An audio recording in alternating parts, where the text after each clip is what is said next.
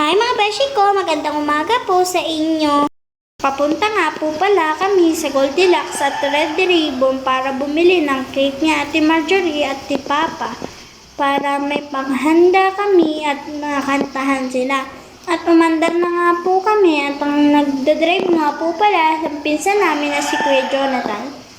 At yan nga po si Ate Alex, si Ate Lovely at si Ate Marjorie. Ako nga po pala ang nagbibidyo dito para po sabi po nila ay vlogger na ako. At ang dami na nga po sa akin nag-subscribe kahit kakaumpisa ko pa lang. Dahil supported ang aking mga magulang at lalo na ang aking mga kaibigan.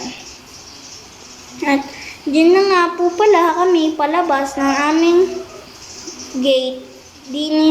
Nandito na nga po pala kami sa Goldilocks para pumili ng cake na mocha. At hindi nga po pala kami nakakita ng mocha na lalagyan ng message.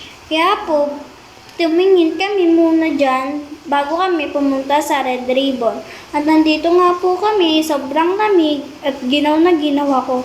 Tumitingin na nga si Ate at si Kuya Jonathan sa mga cake, pero maganda ang mga cake dito at mura pa.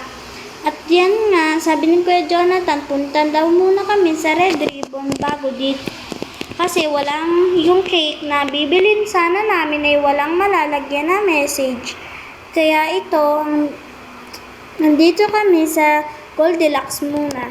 Tatawagan muna namin si Tito